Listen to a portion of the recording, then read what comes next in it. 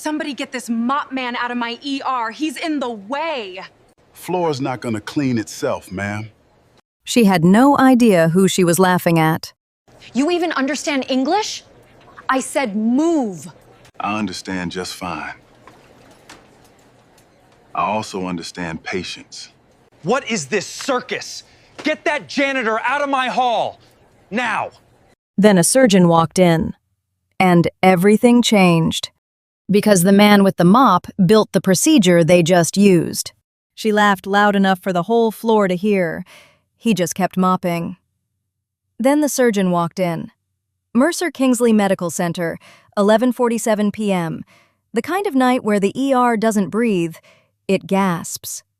Trauma Bay 2 had been screaming for the last 40 minutes, monitors shrieking in overlapping pitches, the flat, urgent tone of a cardiac alarm cutting underneath, nurses calling numbers across the room like auctioneers at the end of the world.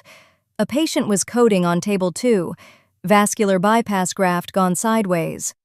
The fluorescent corridor outside stretched long and white and sterile, that particular hospital white that doesn't comfort anybody, just makes the blood stand out more when it hits the floor. And there was blood on this floor, a long, thin streak of it, mixed with saline and something darker, tracing a crooked line from the trauma bay doors all the way down to the supply closet. The kind of mess nobody notices until they slip on it. The kind of mess that falls to one man. James Okonkwo pushed his yellow plastic mop bucket on its black casters, the wheels squeaking faintly against linoleum. His navy blue cotton coveralls were faded at the elbows and knees, soft from 1,000 washes, the white rectangular badge clipped to his left breast pocket reading, "Custodial Services," in small blue text that most people never bothered to read. A plain white undershirt peeked from the collar. His broad shoulders were pulled back, spine military straight, chin level. Posture that didn't match the job, didn't match the mop, didn't match the way people looked through him like he was part of the wall. His close-cropped salt and pepper hair caught the overhead light. So did the thin, scratched gold wedding band on his left ring finger as his steady hands wrung the gray cotton mop head, twisted it tight, and laid it back against the linoleum in slow, deliberate arcs. He didn't rush.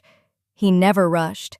Each stroke was precise, measured, the way a man works when he's done this 10,000 times, and decided that if he's going to do it, he's going to do it right. His deep brown eyes stayed downcast, watching the floor, watching the mop erase what the trauma bay had spilled. Then the doors to Trauma Bay 2 slammed open. Dr. Nolan Mercer came through them like a man who'd been personally insulted by death itself. 6'1", lean, narrow shoulders heaving under light blue surgical scrubs darkened with sweat at the chest. He was ripping off nitrile gloves, one, then the other, balling them in his fist and hurling them at the nearest waste bin. Missed.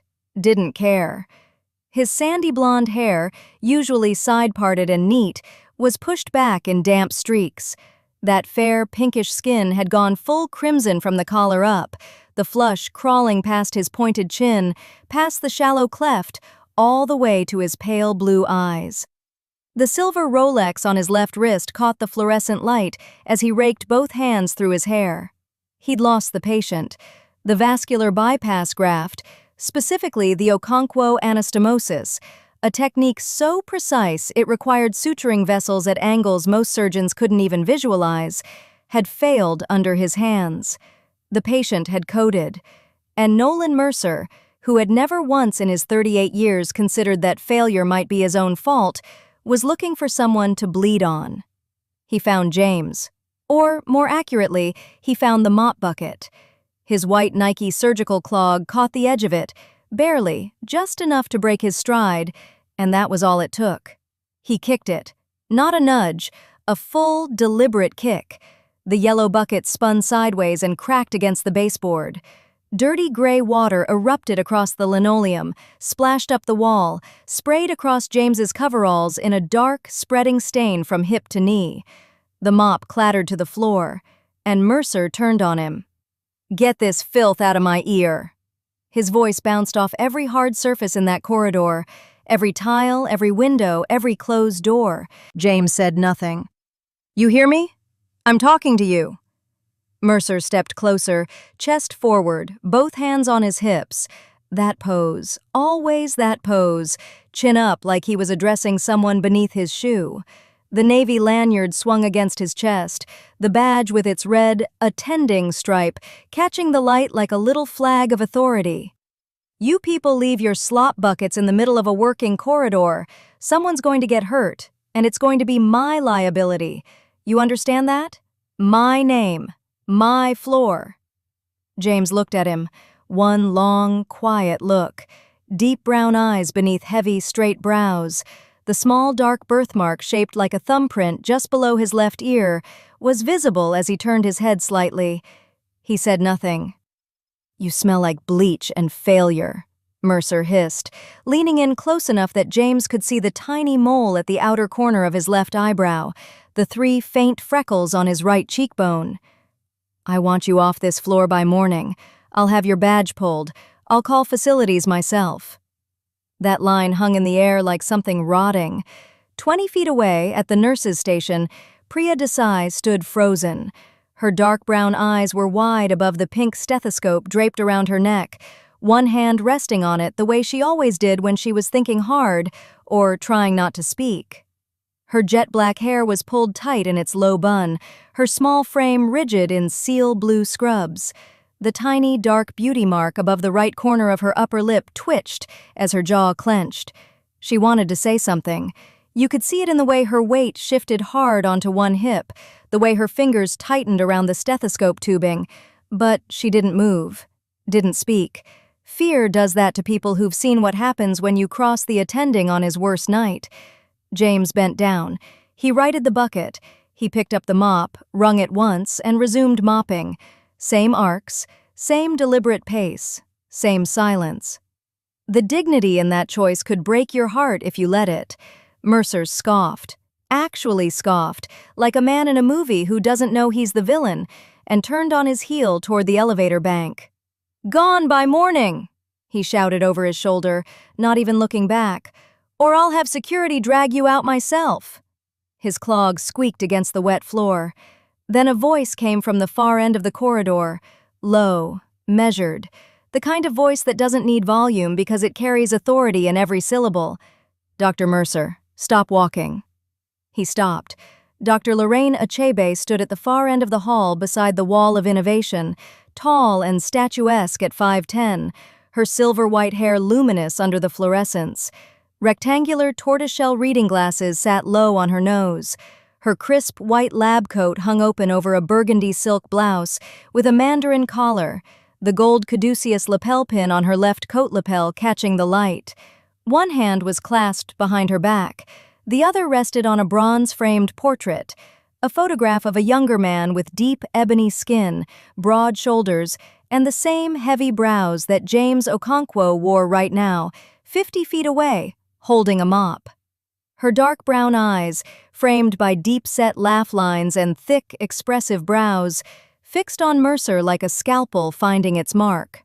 "The procedure you just failed tonight," she said, and her voice didn't waver, didn't rise, didn't need to. "The Okonkwo anastomosis was invented by the man holding that mop." Hard cut, 30 years earlier, Lagos, Nigeria, 1989. And I need you to see this, really see it, because this is where everything starts, and where everything was stolen from.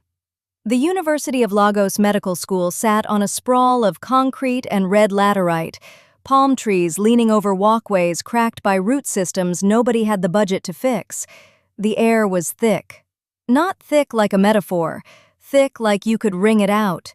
92 degrees by 8 in the morning, humidity that made your scrubs stick to your back before you even touched a scalpel. Lecture halls packed so tight that students sat on windowsills, notebooks balanced on their knees, ceiling fans overhead doing absolutely nothing but pushing the heat around in slow circles. This is where James Okonkwo learned to be a surgeon.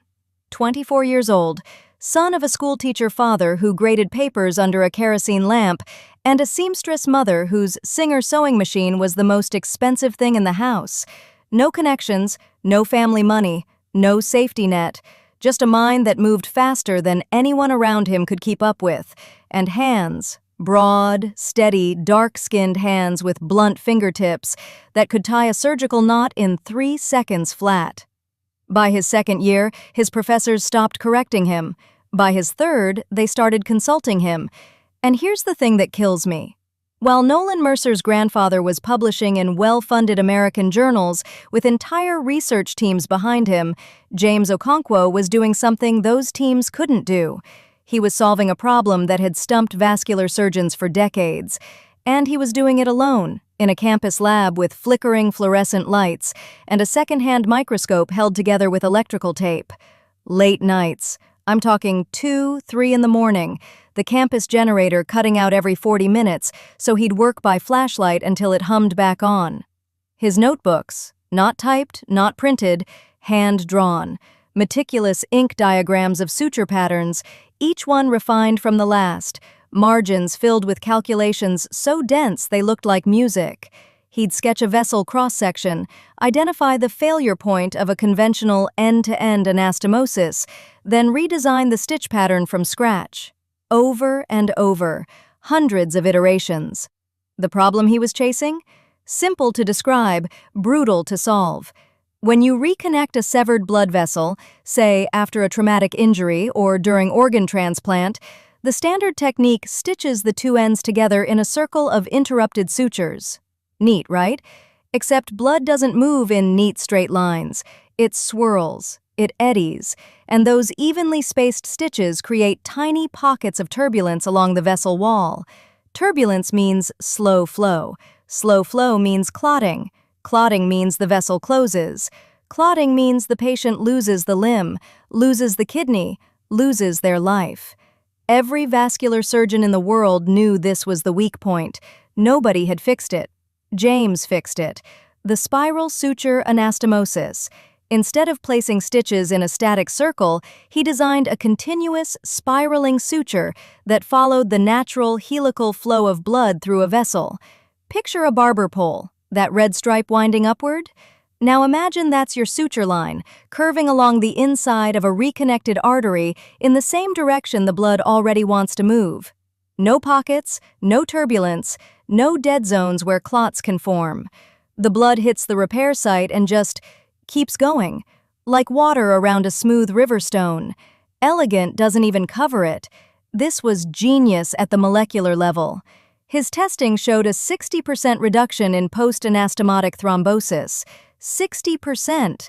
That's not an incremental improvement. That's a revolution.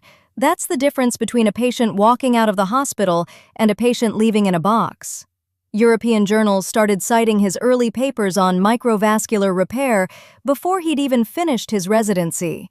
The British Journal of Surgery, The Lancet, names that meant something, names that opened doors, if you were standing on the right side of them. And then came London, 1991. The Royal College of Surgeons Conference. James Okonkwo, 26 now, wearing a borrowed suit that was a half size too large in the shoulders, his close-cropped hair freshly shaped, a thin gold wedding band already on his left ring finger because he'd married a Daisy the year before, stood at a podium in a packed auditorium and presented the Okonkwo anastomosis to the international surgical community for the first time. He spoke for 42 minutes. No flash, no showmanship, just the science, laid out with the same meticulous precision as those hand-drawn diagrams, step by step, suture by suture, result by result. The data was irrefutable. The technique was reproducible. The implications were enormous. When he finished, the room was silent for 3 full seconds. Then the applause started, and it didn't stop. A standing ovation, 300 surgeons on their feet. James stood at that podium, broad-shouldered and still, his dark brown eyes scanning the room, and he allowed himself one small nod. That was it. One nod. His professor, old Dr. Adeyemi, who'd let him use the lab after hours, who'd written the recommendation letter on a manual typewriter, stood in the back row with tears running down his face. That should have been the beginning of everything. And in the front row, pay attention now because this is where the knife goes in, sat 2 American surgeons in expensive charcoal suits. Dr. Richard Mercer, Nolan Mercer's grandfather, and beside him, his colleague from the Mercer-Kingsley surgical program. They weren't clapping the loudest. They were writing the fastest. Notebooks open, pens moving, every detail of the spiral suture technique captured in shorthand before James even stepped off the stage. They brought it home, back to their gleaming American hospital with its unlimited funding and its PR department and its institutional weight. They integrated the Okonkwo anastomosis into the Mercer-Kingsley program.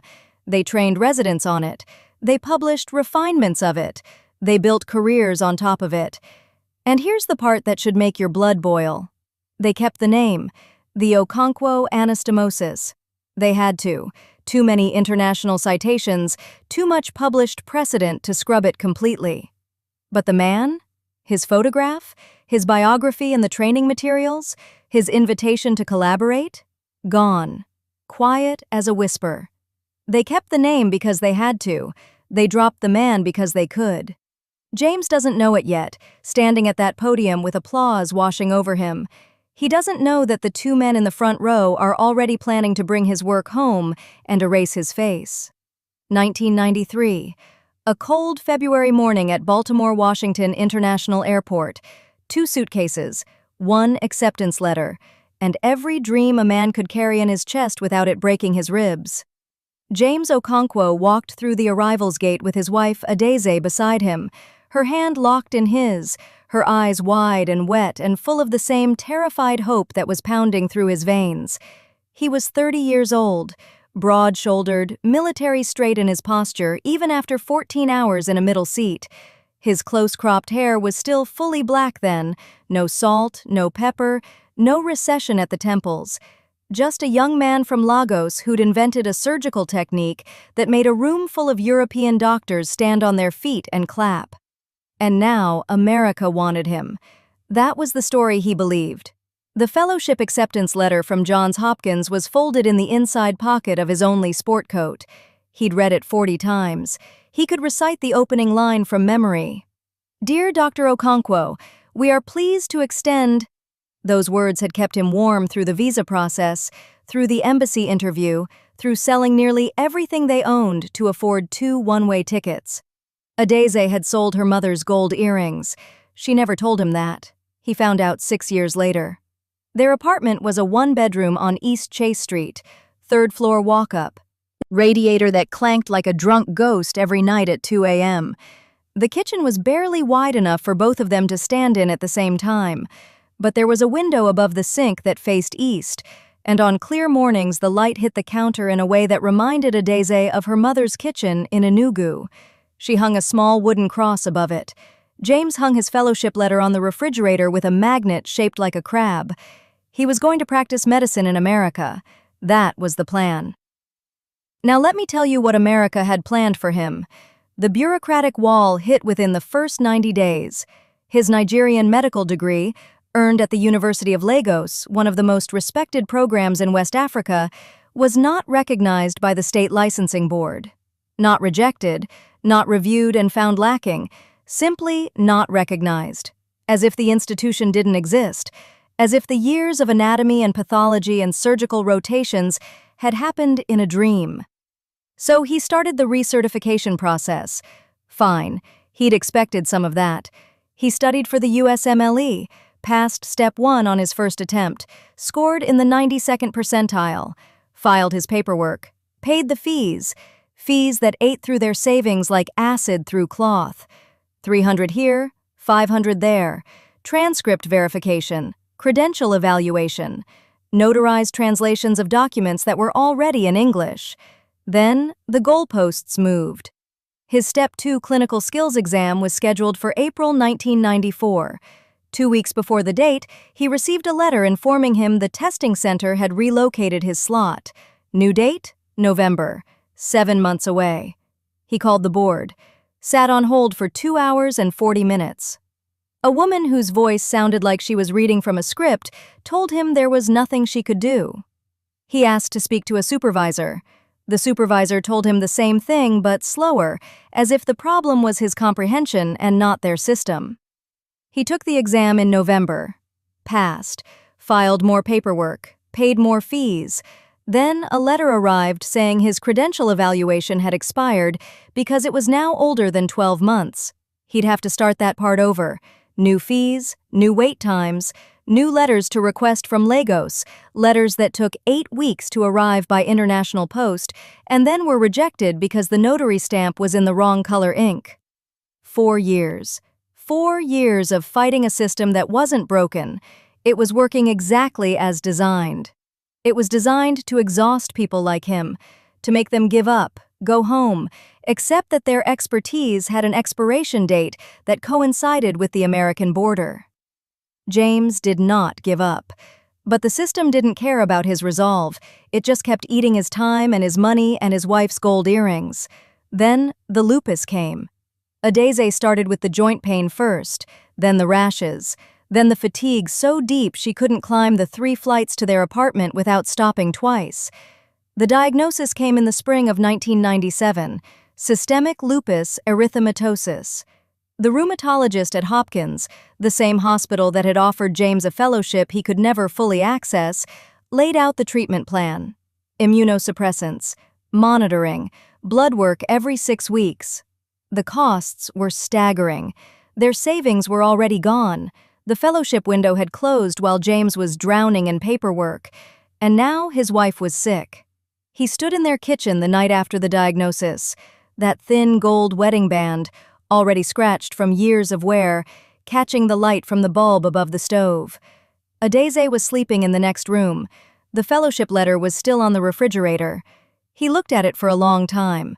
Then he looked at the employee benefits brochure he'd picked up from a hospital bulletin board 3 days earlier. Full medical coverage, dental, vision, prescription drug plan, available to all full-time employees. All full-time employees, including custodial staff. The hospital was Mercer Kingsley Medical Center. Yes, that Mercer. The same family whose grandfather had sat in the front row of that London conference and watched James's hands move with precision and grace.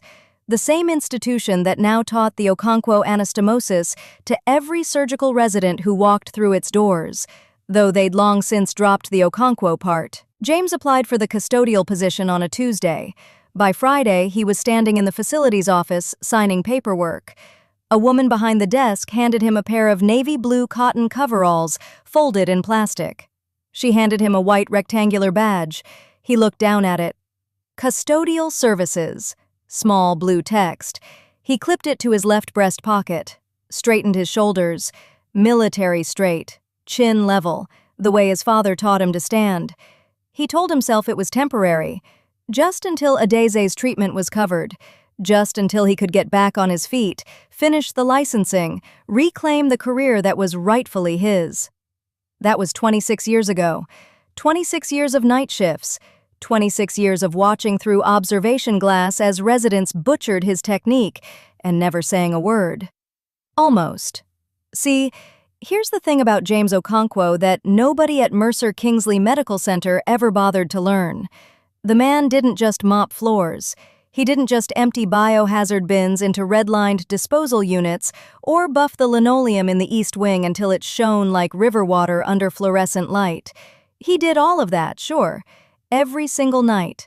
The faded navy blue coveralls with the white rectangle badge reading Custodial Services. The soft-soled black rubber tread shoes wearing thinner every year. The yellow industrial mop and the gray cotton head dragging across tile like a metronome, keeping time with the hospital's heartbeat. He did the work. He did it well. He did it with his shoulders back and his chin level, that military straight posture never bending, not once, not in 26 years. But after the floors were done, after the last biohazard bin was sealed and the last supply closet restocked, James Okonkwo would climb the back stairwell to the third-floor observation gallery, and he would stand in the dark, hands clasped behind his back, the thin, scratched gold wedding band on his left ring finger catching the faintest glow from the surgical monitors below. The small, dark birthmark shaped like a thumbprint just below his left ear, barely visible in the dim light. And he would watch. Every surgery, every procedure, every trembling hand holding a scalpel at the wrong angle. He watched residents fumble through bowel resections like they were assembling furniture without instructions. He watched attending surgeons skip steps they thought were optional, steps he knew were load-bearing. He watched through that observation glass the way a composer watches someone play his symphony with half the notes missing, and his jaw would tighten, and his broad hands would grip each other behind his back, and he would say nothing, almost nothing, because after every botched procedure, every single one, an anonymous note would appear in the surgical department's suggestion box, handwritten, black ink on plain white paper, no signature, no return address, just precise clinical language citing the exact step that was missed, the exact correction needed, and the peer-reviewed literature supporting it, page numbers included. The surgical staff started calling them the ghost notes. They'd find one after a Friday night appendectomy where the resident closed with interrupted sutures at an angle 15 degrees too steep. The note would read, "Suture angle on the fascial closure was approximately 55 degrees. Optimal tension distribution requires 40 degrees or less. See Halverson et al., Journal of Surgical Research, 2014, page 312. That note sat in the box for 3 weeks. Then, quietly, without announcement, the chief resident adjusted the suture protocol. No credit given, no questions asked. Another ghost note appeared after an instrument sterilization failure nearly sent a post-op patient into septic shock. The note identified the specific autoclave cycle, autoclave unit 7, Bay C, that had been running 12 psi below required pressure for an estimated 6 days. Maintenance checked. The note was right. It was always right. But the ones that mattered most, the ones that should have stopped everything, were the 3 notes James wrote in the past year alone. 3 separate notes, 3 separate surgeries, all flagging the same problem. The Okonkwo anastomosis was being performed with 2 critical steps skipped: his technique, his life's work. The procedure he'd published in the most prestigious surgical journal in the world. And these surgeons, these Mercer Kingsley attendings pulling down $300,000 a year, were performing it like a recipe with the middle page torn out. The tension-calibrated suture sequence that prevented leakage? Skipped. The reinforcement layer that gave the anastomosis its famous durability? Skipped. They were building bridges without supports and wondering why patients kept collapsing.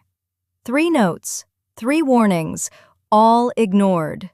Now, in 26 years of night shifts, exactly 1 person in that entire hospital treated James Okonkwo like a human being. Her name was Priya Desai. Early 30s, petite, maybe 5'3", with jet black hair pulled back in a tight low bun secured with a plain black elastic. Warm, medium brown skin. A tiny dark beauty mark just above the right corner of her upper lip. She wore seal blue scrubs and gray New Balance sneakers and a pink stethoscope draped around her neck like it was part of her body. ER nurse. Sharp, quiet. The kind of person who noticed things other people walked past. Priya noticed the ghost notes. She'd seen them pinned to the suggestion box corkboard before they disappeared. She'd read the handwriting, steady, unhurried, the penmanship of someone who'd written surgical case reports, not grocery lists. And she'd noticed something else. On nights when a surgery went sideways, she'd catch a glimpse of James standing in the darkened observation gallery, hands behind his back, watching the monitors with an expression she couldn't quite name. Not anger, not sadness, something closer to grief. She never confronted him about it, but she brought him coffee. Every shift, black, no sugar. She said good evening when she passed him in the corridor. She said it like she meant it. She was the only one. Everyone else? Everyone else treated James the way Nolan Mercer taught them to. And let's talk about Nolan Mercer's pattern.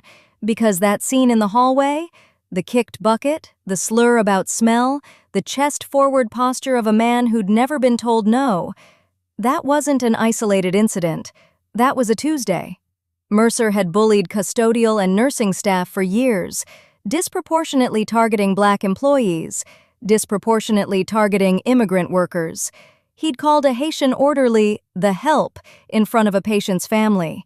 He'd told a Filipino nursing assistant she should go back to whatever diploma mill stamped your paperwork. He'd shoulder-checked James in a hallway once, just walked straight into him, didn't break stride, didn't look back. And when James's mop bucket tipped and gray water spread across the freshly waxed floor, Mercer said, without turning around, "Clean that up. It's literally your only job." 4 complaints were filed against him. 4 formal, documented complaints with dates, witnesses, and incident reports. 4 times the family name made them disappear, because the hospital board, chaired by Gerald Mercer, Nolan's uncle, the man who signed off on hiring decisions, disciplinary reviews, and, wouldn't you know it, complaint dismissals. 4 complaints, 4 rubber stamps. 4 black and brown employees who watched their words get swallowed by a system designed to protect one family's golden son. The surgical staff has a name for the anonymous corrections that appear in the suggestion box after every botched procedure: the ghost notes. No one knows they come from the janitor, until tonight. Dr. Achebe's words hung in that corridor like a blade suspended mid-swing. He invented the procedure you just failed. And every single person on that ER floor heard them. Mercer's face went white, not pale, white. The kind of bloodless paper white that happens when every drop drains straight to your gut because your body knows something your brain hasn't caught up to yet. His pale blue eyes blinked once, twice. His mouth opened, but nothing came out. The sandy blonde hair, that perfect side part, suddenly looked ridiculous, like a little boy playing dress-up who just got caught. He looked at James. James was still holding the mop, the yellow industrial mop with the gray cotton head, the same one he'd been pushing across these floors for 14 years. His broad shoulders were still military straight in those faded navy blue coveralls, the white rectangular badge reading Custodial Services still clipped to his left breast pocket. The thin, scratched gold wedding band still catching the fluorescent light on his left ring finger. Deep brown eyes steady beneath those heavy brows, the small dark birthmark below his left ear. Same man. Same man who'd been invisible to Nolan Mercer every single day for years. And now Mercer couldn't stop staring at him. The silence on that floor was something you could touch. Every nurse frozen mid-step, every tech with their hands suspended over a keyboard. 2 orderlies near the supply closet didn't even breathe. The only sound was the soft, rhythmic drip from the mop head into the yellow plastic bucket on its black casters. Drip, drip, drip. Mercer finally found words, the wrong ones, obviously. No, that's impossible. He's custodial. He mops floors. He actually pointed. This grown man in his surgical scrubs and his silver Rolex pointed at James Okonkwo like he was an exhibit. There's no way. Nobody moved to agree with him. See, here's what Mercer didn't know. Dr. Lorraine Achebe had been chief of medicine at this hospital for 8 years. 8 years of walking these halls with that slow, deliberate stride, hands clasped behind her back, tortoiseshell reading glasses sitting low on her nose, the gold caduceus pin on her left lapel catching light as she turned corners. She didn't miss things. That was the whole point of Lorraine Achebe. She saw what other people stepped over. And the ghost notes, those meticulous corrections that appeared in the suggestion box after every botched procedure, she'd been tracking them for months. At first, she thought it was a disgruntled resident. Then maybe an attending playing mind games.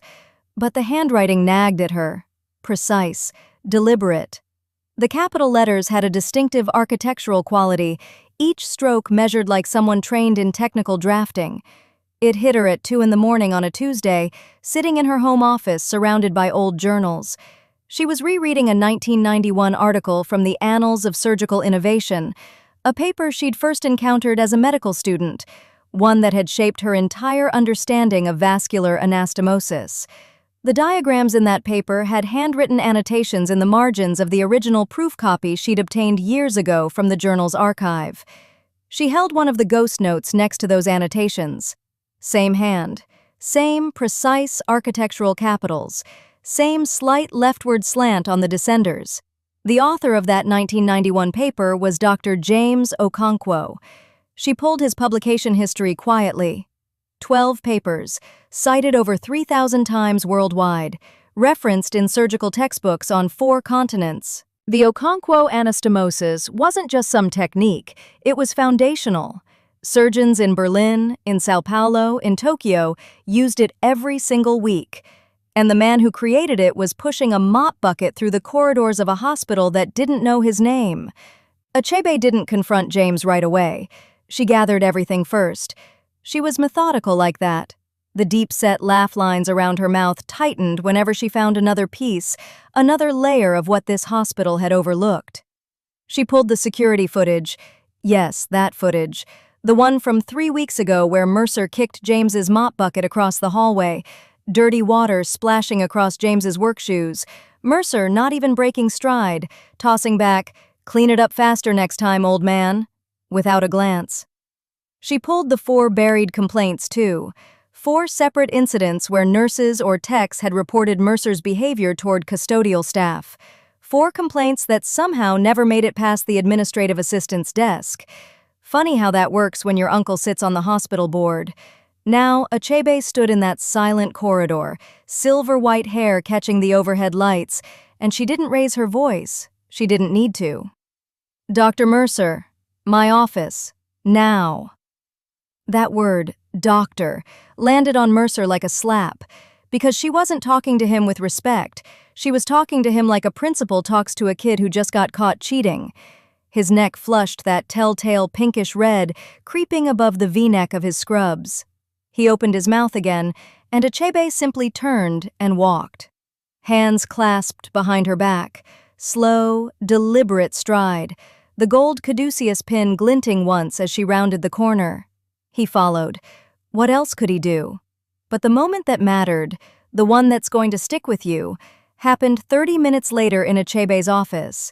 James sat across from her. His coveralls still had a faint damp spot on the knee from the mopping. The mop was parked outside the door. On her desk, Achebe placed 2 items side by side. On the left, his original 1991 published paper, yellowed at the edges, dense with surgical diagrams, his name printed clearly at the top. On the right, his custodial badge. Custodial services, in small blue text. 2 identities, 1 man. Achebe looked at him over those tortoiseshell glasses. "James, why didn't you ever say anything?" His answer came quiet, almost a whisper.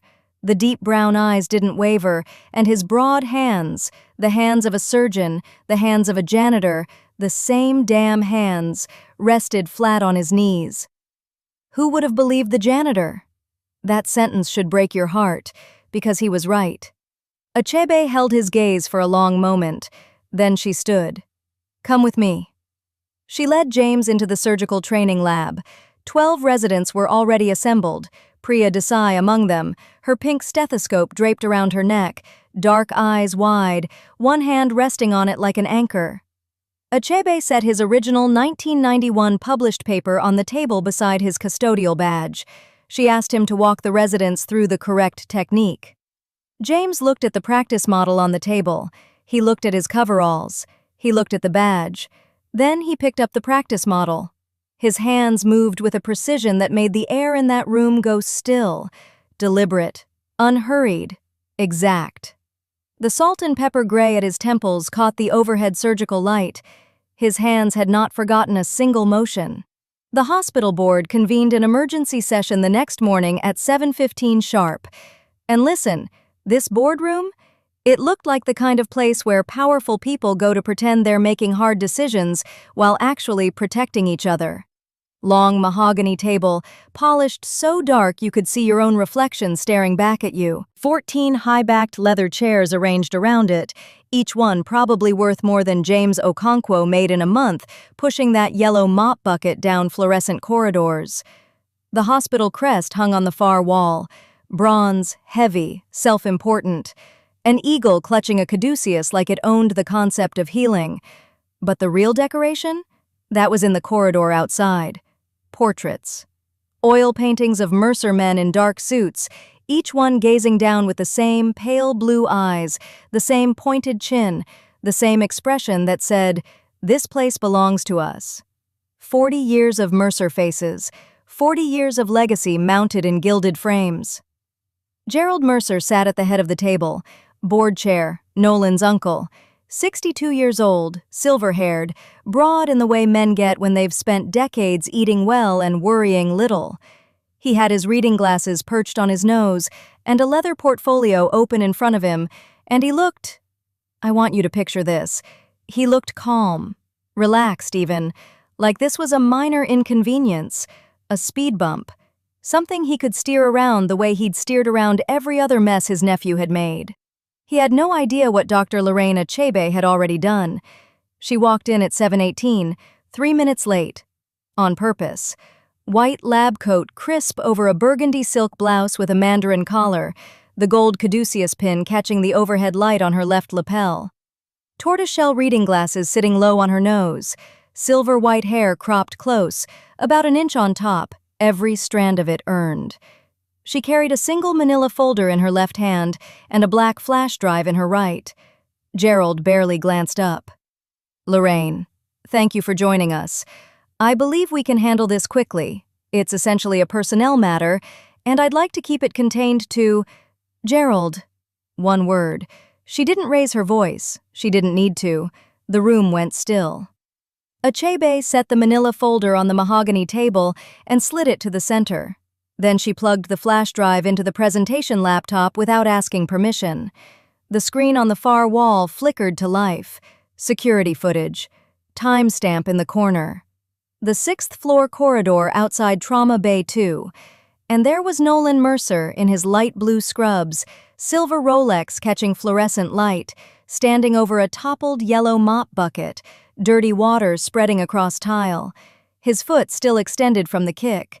His mouth open, neck flushed red, that pointed chin jutting forward as he screamed at a broad-shouldered man in faded navy blue coveralls. The audio was grainy but clear enough. Every board member heard it. Every single one. Achebe let the footage play for 45 seconds. Then she paused it.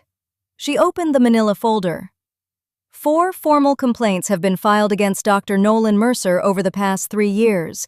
Hostile conduct, intimidation of support staff, racially coded language directed at colleagues and patients. She pulled 4 sheets from the folder, each one flagged with a colored tab. Every single complaint was intercepted and suppressed before reaching this board. The suppression was authorized by the board chair. She looked directly at Gerald Mercer, deep brown eyes behind those rectangular tortoiseshell frames, steady as a surgeon's hands. Gerald's jaw tightened. That is a gross mischaracterization of routine administrative— I'm not finished. Achebe pulled a second set of documents. These are internal maintenance logs from the custodial department, written by James Okonkwo. Badge number C4471, Custodial Services. She held up one of the pages. Mr. Okonkwo submitted 3 separate written reports over the past 14 months, flagging procedural deviations he personally observed during overnight trauma surgeries. Specifically, skipped irrigation steps, incomplete vessel ligation sequences, and failure to perform the double-check suture protocol. She paused, let the silence do its work. The procedure in question, the Okonkwo-Achebe Modified Vascular Repair, was co-developed and published in 1991 by Mr. Okonkwo himself, before circumstances forced him from surgical practice. He knew exactly what he was seeing. He documented it precisely. He submitted those reports through proper channels. Another pause. They were ignored. A board member near the far end of the table leaned forward. And the patient died. Achebe said it flat. No drama. Just the fact, sitting there on the mahogany table like a stone. Died from complications directly attributable to the procedural shortcuts Mr. Okonkwo warned about, 3 times, in writing. Gerald pushed back from the table. His face had gone from calm to tight. This is a personnel matter, not a board matter. I'm going to recommend we table this and refer it to the medical staff committee for— A patient died because your nephew skipped steps that the janitor, the inventor of the procedure, warned you about 3 times in writing. Achebe's voice didn't waver, not 1 degree. This is a liability matter, Gerald, a malpractice matter, and as of 6 a.m. this morning, she glanced at her watch, that deliberate, unhurried gesture, a state medical board matter. The room erupted. Gerald's face drained of color. Gone.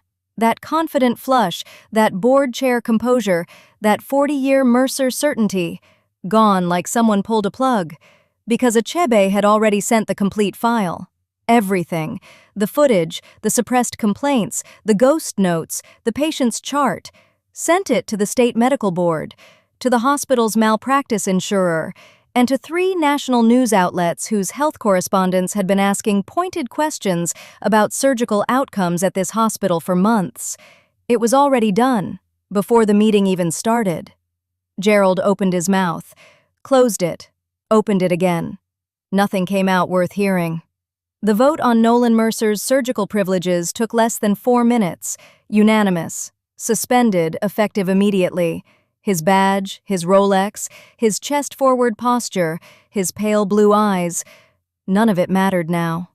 Gerald Mercer resigned from the board before they could vote to remove him, stood up, closed his leather portfolio, and walked out past those oil portraits of Mercer men without looking at a single one. The family name, engraved above the hospital entrance for 40 years, suddenly meant something very different. 40 years of legacy, gone in 40 minutes. 3 weeks later, the corridor outside Trauma Bay 2 is quiet. The mop bucket sits in the corner, empty, still, no longer his. A letter arrived at James Okonkwo's apartment on a Tuesday morning. Heavy, cream-colored cardstock, embossed letterhead from the Mercer Kingsley Medical Center Board of Trustees, though everyone on staff had already started calling it just Kingsley, dropping the first name like a bad habit. The letter offered James a paid research fellowship in the Department of Surgical Innovation, effective immediately.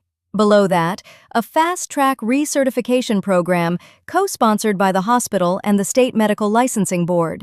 Full salary, full benefits, full access to the surgical simulation lab, the research library, the operating theaters he'd been mopping around for 26 years. He read it twice, folded it along the crease, set it on the kitchen counter next to Adese's medication bottles. Then he went to work. Dr. Lorraine Achebe met him in her office on the 4th floor. Silver-white hair catching the overhead fluorescent, tortoiseshell reading glasses low on her nose, the gold caduceus pin on her left lapel catching light every time she shifted. She stood up when he walked in, not because protocol demanded it, because she wanted to.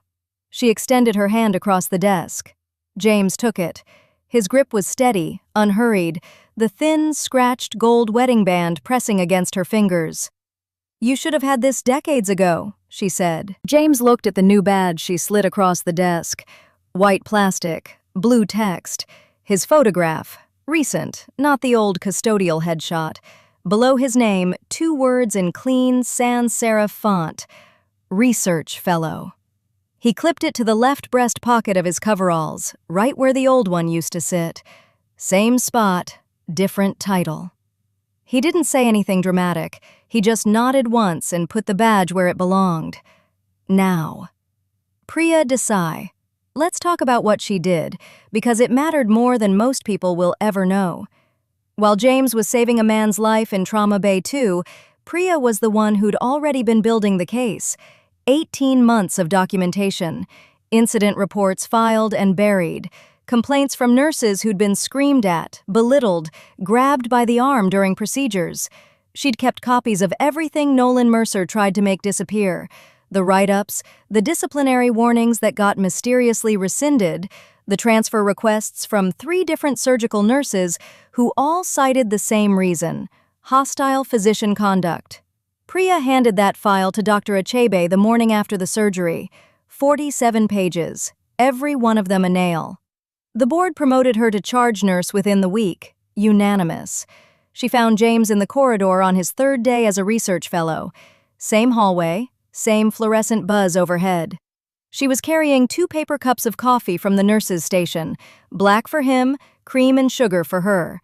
The pink stethoscope draped around her neck, her weight shifted to one hip the way it always was. She held out his cup.